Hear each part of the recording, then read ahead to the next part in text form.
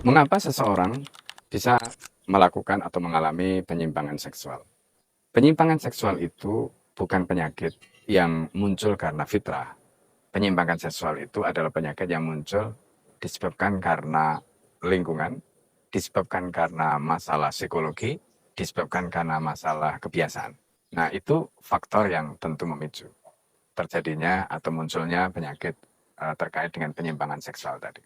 Misalnya, kita lihat bagaimana lingkungan di mana anak atau orang itu dibesarkan. Ketika dia kehilangan sosok ayah misalnya, atau mungkin dia lebih dekat dengan ibunya misalnya. Nah, anak laki-laki yang biasanya kehilangan sosok ayah di dalam rumah, baik itu kehadirannya memang tidak dirasakan atau memang sosoknya tidak ada, itu memang punya kecenderungan dia memiliki karakter atau sifat yang dalam tanda petik kadang-kadang cenderung feminis. Karena mungkin dia lebih dekat dengan ibunya atau mungkin dia lebih dekat dengan saudara perempuannya dan lain-lain.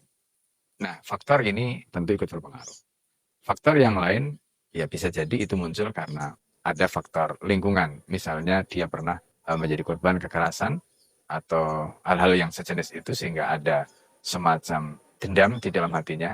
Ketika ada faktor yang kedua ini terkait dengan dendam karena mungkin dia pernah mengalami seperti itu, sehingga kemudian muncul efek berikutnya, keinginan untuk dalam tanda petik melakukan pembalasan dengan mencari korban yang lain. Ini juga faktor yang bisa memicu terjadinya penyimpangan seksual tadi. Dan yang ketiga itu ada faktor habit. Nah, habit ini bisa karena lingkungan, bisa karena tadi mungkin dia pernah menjadi korban, atau karena ada adiksi terhadap pornografi.